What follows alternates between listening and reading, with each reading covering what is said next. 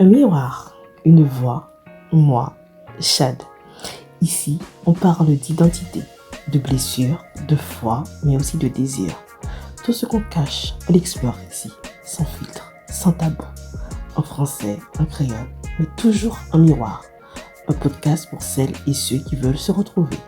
Bienvenue dans Chad in the Mirror.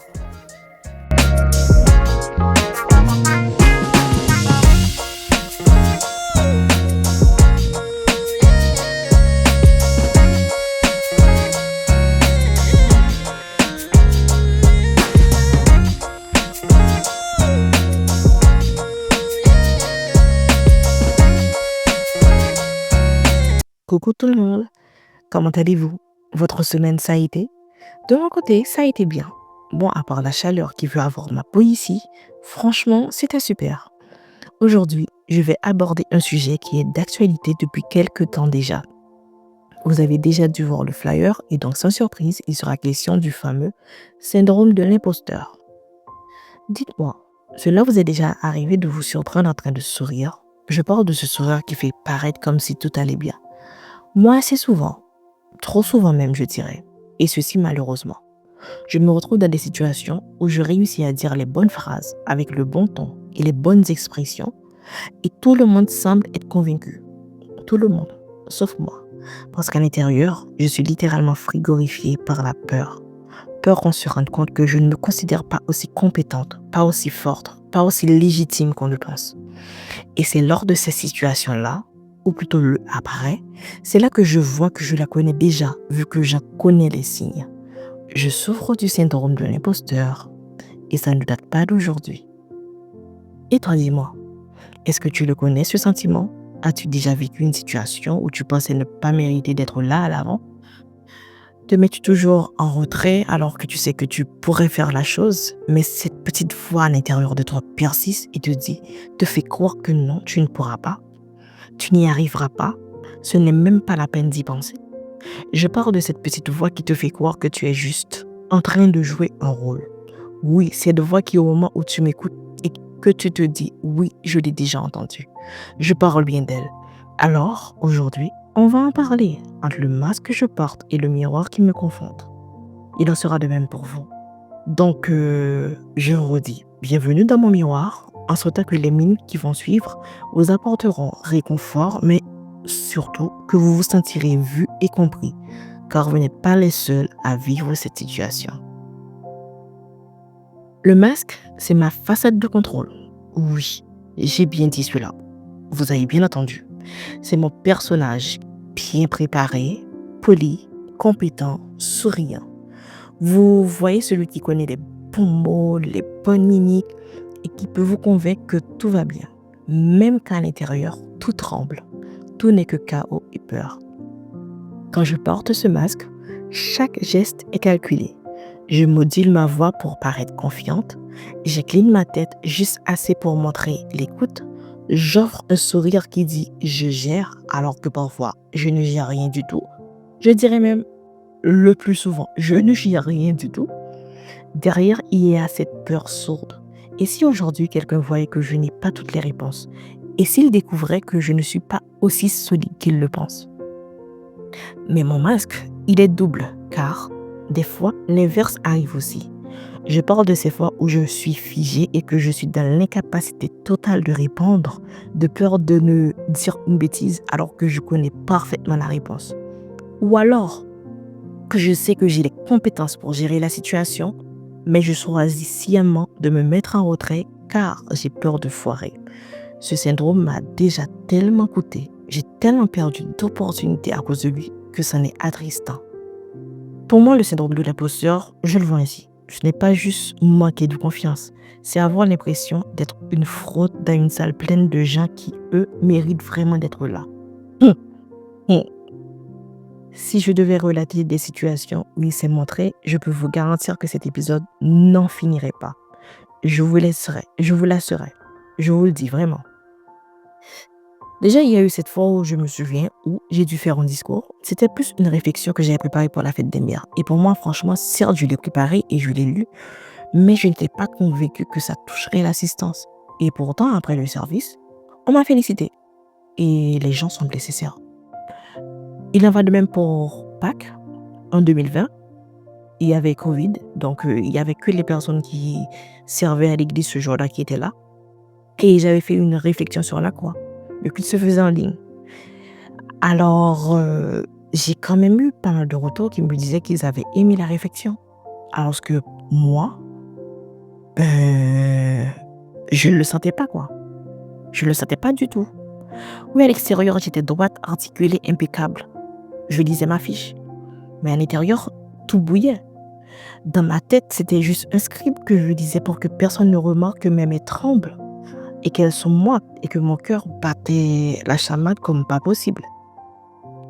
Le masque, celui que je porte, mon masque, me donne l'impression que je contrôle mon image. Mais en vérité, c'est lui qui me contrôle. Il me dicte comment parler, comment me tenir, comment respirer et surtout, il m'empêche d'être vu vraiment. Et ça, c'est problématique pour moi.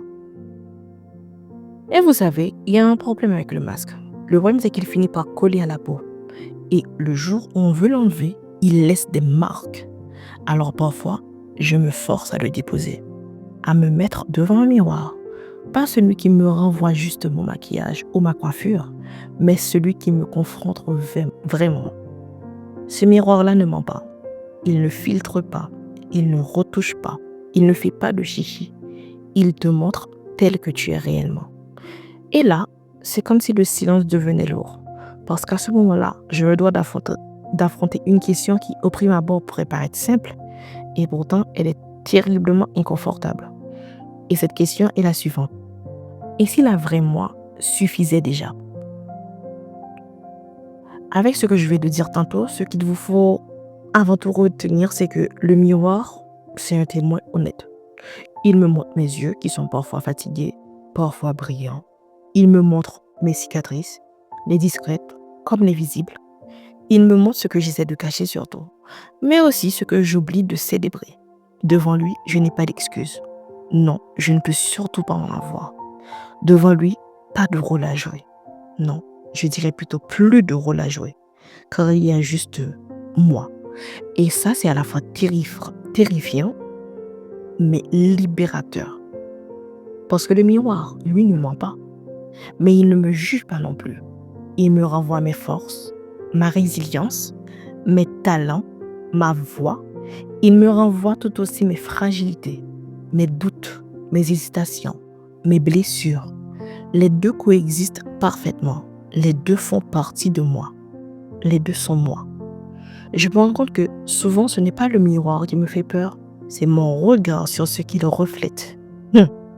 Et là, je sais que je vais rejoindre beaucoup d'entre vous car je sais que je ne suis pas la seule à vivre encore en ressentant cela, à vivre et à ressentir cela. La personne qu'on a le plus peur d'affronter, c'est souvent nous-mêmes. Nous sommes nos plus grands frères, notre premier juge. Et bien des fois, on est beaucoup trop dur avec soi-même. Moi, je sais que je suis hyper exigeante avec moi-même. C'est un fait. Je suis très stricte avec moi-même et ça ne devrait pas être ainsi. J'en ai conscience parce que je peux choisir de voir mes manques ou je peux aussi choisir de voir ma vérité. Je peux choisir d'être plus douce avec moi-même. Et c'est là que je dois mettre un petit rappel, non seulement pour moi, mais aussi pour vous. Quand Dieu te regarde, il ne voit pas une imposture, il voit son œuvre. Le problème, c'est que parfois, on préfère voir son reflet à travers les yeux des autres plutôt qu'à travers les yeux de Dieu. Mais c'est moi qui dois décider de croire ce qu'il voit plutôt que ce que mes peurs me murmurent. Et c'est là que le travail devient difficile. Je ne compte plus le nombre de fois où on m'a fait des compliments et à moi de répondre « Ah bon, tu trouves? Bah merci. » Mais ça, c'était il y a des années. Ou bien qu'on me dise « Tu écris bien. » Même question. « Ah bon, tu trouves? » Ou bien le nombre de fois que je m'exprime alors que pour moi, c'est pas top quoi. Selon moi, franchement, je pense que je ne m'exprime pas bien. Pas comme c'est dans ma tête là. Comme je voudrais m'exprimer. Je suis toujours hésitante avec les mots et selon moi, cela se voit, les gens le remarquent et pour moi, c'est problématique. En gros, je, je dois toujours chercher une validation, même quand j'en ai déjà une. Ça, c'est moi.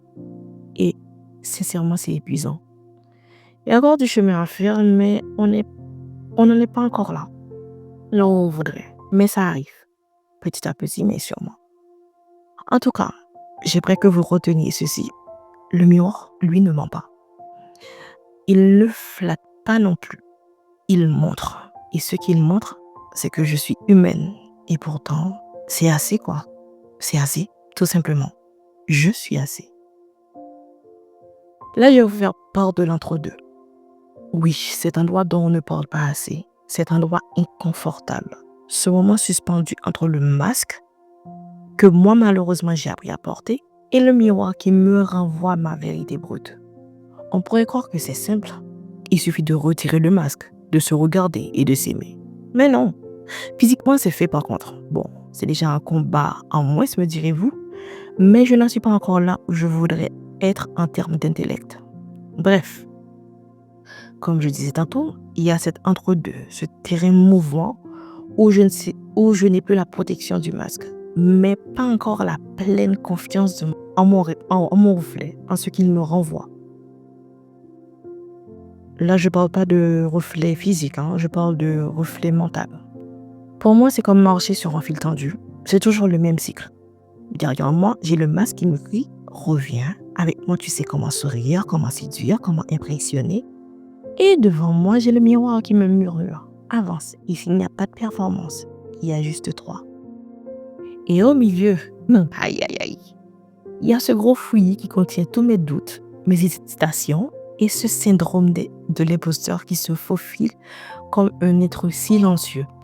Et ceci pour mieux me ronger à l'intérieur. Il ne frappe pas à la porte. Non, ce serait trop délicat de sa part. Il ne crie pas non plus. Tout de même, ce n'est pas comme ça qu'il veut m'effrayer. Mais plutôt, il se penche à mon oreille et me chuchote de préférence, tout doucement en plus. Le toupet. Tu n'es pas prête. Ils vont finir par voir que tu bluffes. Ben, c'est obligé qu'ils te voient, non? Tu n'es pas aussi doué que tu le penses. Tu n'es ici que par erreur. Et le pire, c'est que certaines de ces phrases, je les crois. Pas toujours, mais assez souvent. Beaucoup trop souvent pour que mes mains se rapprochent presque instinctivement de ce masque familier. Parce que le masque, comme je le disais tantôt, c'est rassurant. C'est maîtrisé, c'est connu. Sauf que la sécurité qu'il m'offre, c'est aussi une cage dorée. Bien éphémère, car elle ne dure pas. Enfin, sur le moment, si ça dure, mais dès que je fais descendre le rideau et que j'arrête de jouer, je me retrouve avec moi-même et c'est là que la vraie torture commence. Quand je vais rejouer cette scène encore et encore et encore, je vais voir toutes mes failles et me dire voilà comment j'aurais dû faire de préférence. Ça aurait été mieux si j'avais fait ci, si j'avais fait ça. Je savais que ce n'était pas la bonne marche à suivre. Et ceci malgré les retours positifs. C'est toujours ainsi, c'est toujours pareil. Mais j'ai aussi réalisé que cet entre-deux, c'est un peu comme sortir d'une pièce sombre pour entrer dans la lumière. Il y a ce moment où tes yeux se plissent, où la lumière te semble trop forte, presque agressive. Tu as envie de retourner dans l'ombre juste pour te protéger.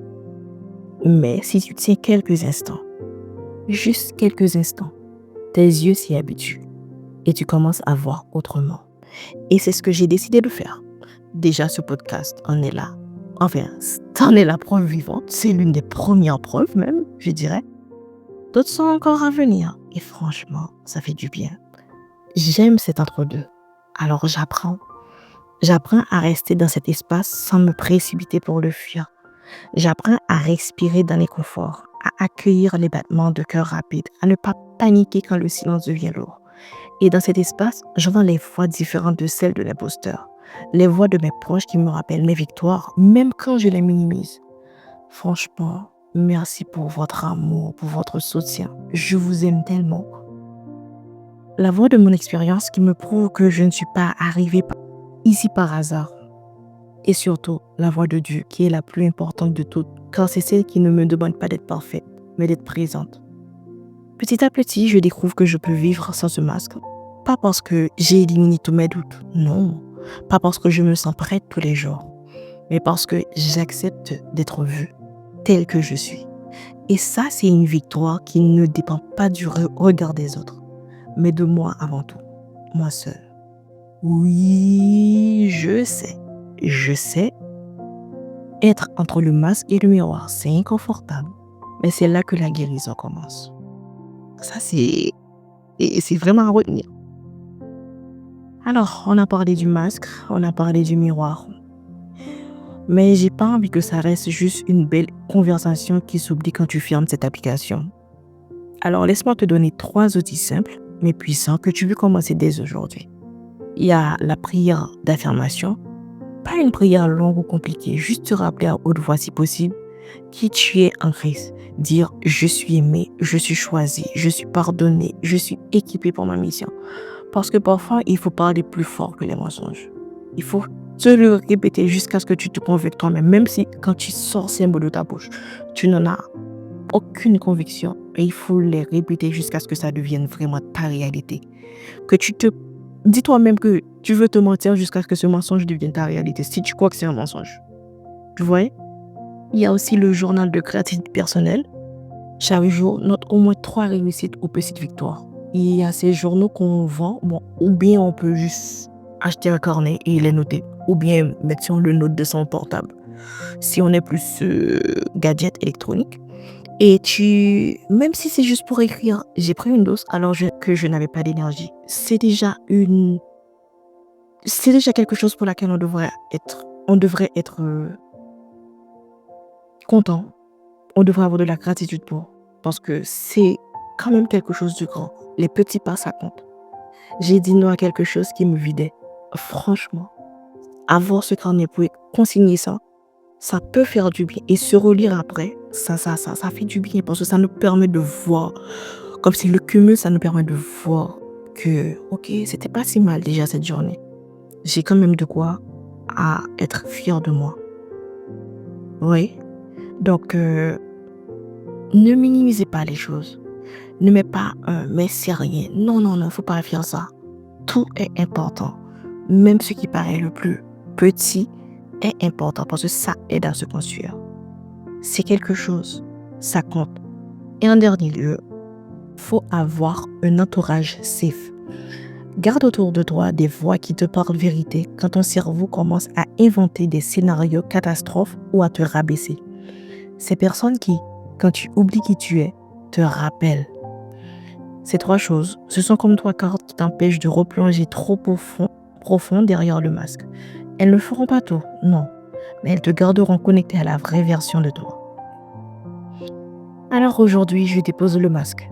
Pas pour toujours, pas parce que je n'aurai plus jamais peur, mais parce que là, maintenant, j'ai envie de choisir la vérité plutôt que le rôle. Je me tiens devant mon miroir et je regarde, vraiment. Je regarde mes yeux qui portent des histoires que personne ne connaît. Je regarde ma bouche qui a appris à se taire et qui, petit à petit, ose dire. Je regarde mes mains qui ont tremblé, mais qui continuent de construire. Et je me dis, ça, c'est moi. Pas une imposture, pas un accident, pas un rôle de substitution. Moi, tout simplement. Moi. Aimé, voulu, choisi. Alors, je t'invite, toi qui m'écoutes, à faire cet exercice. Trouve un miroir et tiens son regard quelques secondes de plus que d'habitude. Peut-être que ça te mettra mal à l'aise. Peut-être que tu détourneras les yeux. Mais si tu restes, si jamais tu restes, tu pourrais te surprendre à voir quelqu'un de beau. Pas parfait, pas lisse, mais vrai et surtout suffisant. Et si aujourd'hui tu n'es pas capable de le croire, alors crois-le juste parce que je te le dis. Tu n'es pas un imposteur. Je le répète, tu n'es pas un imposteur. Tu es une œuvre en cours, déjà validée par celui qui t'a créé. Alors je te dis à bientôt pour un autre reflet. Mais cette fois, peut-être un peu plus sans masque. À vendredi prochain. Au revoir tout le monde.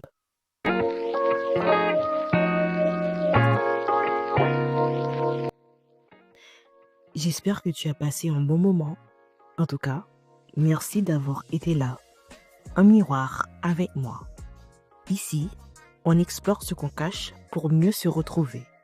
Si cet épisode t'a touché, partage-le ou parle-moi parce que les vrais mots voyagent loin.